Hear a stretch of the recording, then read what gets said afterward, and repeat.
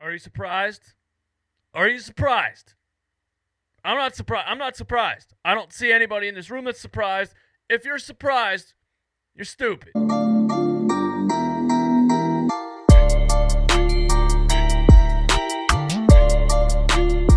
What is up, guys? DJ Eastwood here. Run it back. Home of the most brutally honest Philly sports takes on YouTube. Some people don't like it, but it's because some people don't like the truth. Hit the subscribe button. Hit the like button.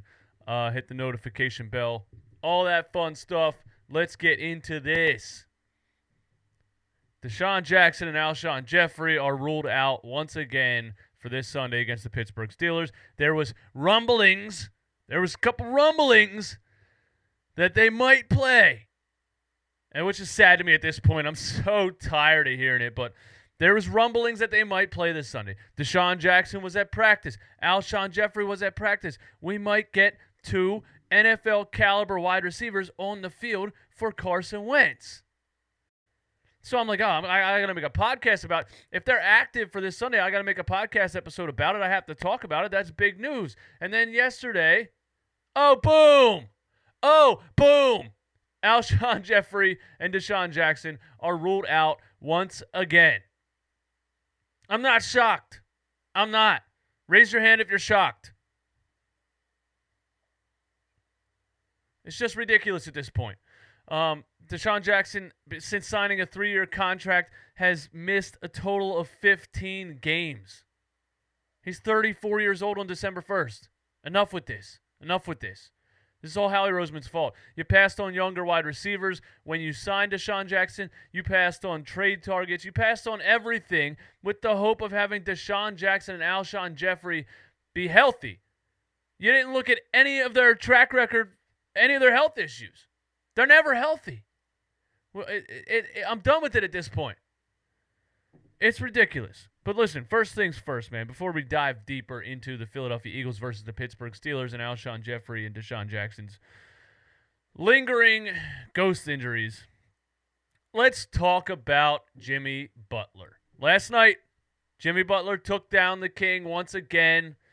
37 points, 12 rebounds, 11 assists, 5 steals, a block. I mean, the guy did absolutely everything. He's a man amongst boys. In the end of that game, if you didn't watch it, you cheated yourself out on an amazing sporting event, an amazing feat, an amazing moment in sports history. LeBron James versus Jimmy Butler in the NBA Finals. It was fun to watch. They were going back and forth, just battling each other. I think the referees made some good calls towards the end. I think the referees stayed out of it as much as they should have. Jimmy Butler did get a foul call towards the end that ended up sealing the game, but it was Anthony Davis that basically tackled him. So the officials had to call it. I'm just saying, Jimmy Butler is a boss. And I want to remind you once again, the Philadelphia 76ers let him walk because a coach with no experience that's respected by nobody didn't like him. And then one season later, we fired that coach. I just want to let you guys know that once again. All right? Here's a tweet from Sidney Jones. Damn, son. One more thing, since everyone's talking about this currently. At the end of the game, LeBron James drives in, 1-point game or 2 points, I don't remember. He drives in, gets triple teamed, kicks it to the top of the key to a wide open Danny Green, who misses it. And a lot of people are saying, Jordan would have took that shot. Kobe would have took that shot. You got to take that shot. LeBron James has never been that guy. He's never been that player. LeBron James is not Michael Jordan. LeBron James is not Kobe Bryant. I'm so tired of that comparison. They're not even the same type of player. LeBron James can only be compared to Magic Johnson. He's a point guard in a power forward's body. He always has been. He's always going to feel a triple team and kick it to the wide open guy. He makes the correct basketball play every time. Danny Green has to knock that shot down. That's all that is. And people are tweeting, Jordan wouldn't have kicked that to Danny Green. Kobe wouldn't have kicked. Jordan kicked it to Paxson. Jordan kicked it to Steve Kerr. Kobe kicked it to Robert Horry. At least do a little 30-second Google search before you tweet. I know most of you guys didn't watch Michael Jordan play. At least do a little bit of a Google search before you tweet, man. So DeSean Jackson has missed 15 games since signing that contract. He's had one healthy game since we signed him. One. The first game last year against the Washington Redskins where he had 8 catches for 154 yards and 2 touchdowns. And we thought, oh my God, DeSean Jackson is back. DeSean Jackson is back. Carson Wentz is going to be hitting him for 50-plus yard touchdown bombs for 3 years. It's going to be amazing. No, it's not amazing. It hasn't been amazing. He's hurt just like he's been hurt. 34-year-old wide receivers don't stay healthy. We got to stop dreaming about it. The other 5 games that he played in this he's played 5 games in 2 seasons so far. The other 5 games that he played, he left early.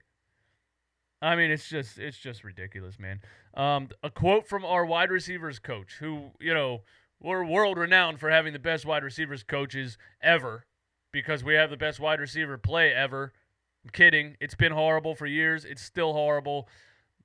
I don't know what else to say about it. A quote from the wide receiver coach: "A healthy DeSean Jackson on Sundays changes our football team." There's my fake laugh, Frank Tank. Fuck you. A healthy DeSean Jackson on Sundays changes our football team. Yeah, and if Megan Fox would come on to me, it would change my relationship. What do those 2 things have in common? They're not going to happen. DeSean Jackson is not going to be healthy. Megan Fox is not going to leave Machine Gun Kelly to hit on me. Stop it. Stop it. My girlfriend's downstairs right now. If she heard me say that, she might be upset. I'm just kidding, babe. I love you. No other team has gotten so little in return from its top-paid wide receivers. I mean, I don't know what else to say at this point. It's pathetic, man. Alshon Jeffery has missed 14 games in the last 3 seasons since signing a 4-year deal after the Super Bowl. It looked like he was going to play this Sunday. We're like, okay, whatever. He had, what did he have? Surgery on a foot? And, I can't even keep up with this guy's injuries. But it looked like he was finally going to play. And now he's ruled out with wait for it, illness. After missing how many games, this guy finally goes to practice, is finally about to play, and he gets sick? Oh, my God. Enough. Give it up. It's over. DeSean Jackson, Alshon Jeffery, it's over. Illness. Good Lord. Non-COVID related, by the way. So, looking at the game, it's going to be a battle of defensive lines. One of the only bright spots on this Eagles team right now this season is the defensive line. They're healthy. They're getting to the quarterback. We're second in the league in sacks per game. We actually lead the league in total sacks with 14, I believe. So that's been one of the only bright spots, and that's our only chance at beating teams like the Pittsburgh Steelers. That's our only chance at even having a snowball's chance in hell at competing in a game against the 3-0 Pittsburgh Steelers. We need the defensive line to play the way they've been playing. Brandon Graham, Fletcher Cox, Malik Jackson, Derek Barnett. These dudes got to get through that offensive line. They got to get pressure on Ben Roethlisberger, make his old ass move around a little bit, make him run, make him make some bad throws, and force some turnover. The only way we have a shot. By the way, I had an amazing opportunity. Amazon contacted me. They're doing a mobile TV service. This is not a sponsor, by the way. I'm just telling you this. They're doing a mobile TV service. If you own an Amazon Alexa Show, one of the little screens, that's in your house that's voice activated, you can call people on it and stuff, I will be on your screen today. They asked me to do a 2-minute drill with a Pittsburgh Steelers podcaster. So we did I did my 1 minute, he did his 1 minute. It's like bang, bang, bang real quick. Super cool opportunity. Just want to let you know. So if you own an Amazon Alexa Show, look at the screen. I'm on there. Now, what was I talking about? Yeah, defensive lines, man. We need our defensive line to get in there, make Ben Roethlisberger make mistakes, force turnovers. It's our only chance to have to even come close to beating the Pittsburgh Steelers in this game. The Steelers are number 1 in the NFL in sacks per game. So that's another strong defensive line. And if you look at our offensive line, the fact that we had 2 players play their first career games last week, our offensive line is banged up. We got the Steelers defensive line that leads the league in sacks per game. It's going to get ugly. It's going to get ugly. Carson Wentz is going to be running for his life once again. Expect it to look like that Washington Redskins game where their defensive line just annihilated our offensive line. They had 8 sacks. Carson was dropping back, getting hit all day long. Expect that to happen on Sunday. Doug Peterson's going to have to help him out. He's going to have to. He's going to have to get him out of the pocket, play action bootlegs, RPOs, get Carson Wentz on the run. That's when he makes the best plays. Now, somebody asked me yesterday or the day before, why do you think Carson Wentz is better outside the pocket? Like, what do you think the science is behind it? And I really think it's that when he's in the pocket, he overthinks the throw. He overthinks the play. He's thinking too much. It's almost like when I'm 100% sober, I'm not as good at shooting pool. When I have 6 beers in my system, I'm locked in. My angles are perfect. There's no thought about it because I'm not overthinking it. I'm not saying Carson Wentz should drink 6 beers before he plays football. Maybe you should try it. But he drops back in the pocket and he overthinks the throw. That's why he's not as accurate from the pocket. He gets outside the pocket. It's more reactionary. It's more instinct that carries the throw, and that's why he's better on the run. So get him outside the pocket. Bootlegs, RPOs, all that stuff. I want him outside the pocket making plays. Doug has to figure out a way to use Miles Sanders. I mean, I can't believe I just said that out loud. How can you not figure out a way to use Miles Sanders? Last week, 13 carries for 46 yards. It's unacceptable. It's unacceptable. If he's getting 4 or 5 yards a carry, that's good. That's a high ranking. If you look at a stat sheet, 4 to 5 yards per carry is very good. He needs to have more than 13 carries. It's unacceptable. I want 25. That's what I want. But ever since the Andy Reid era, I've rarely ever seen a running back get 25 carries in a football game. And you know what I say, Doug Peterson is a mini Andy Reid, so I don't really expect that to happen, but Doug Peterson should know. Miles Sanders, out of all the weapons you don't have on this team, one of your only weapons is Miles Sanders. He has to have more than 13 carries. He just has to. Get it done, Doug. So expect Carson Wentz to be running for his life once again. I mean, he's going to have to be an absolute magician. Doug Peterson's going to have to be creative.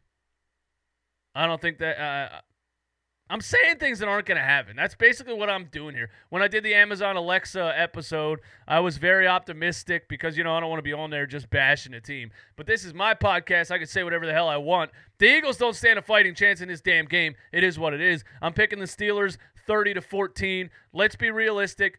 Let's stop lying to ourselves. The Steelers' defensive line leads the league in sacks per game. Our offensive line is banged up. It's not going to be good.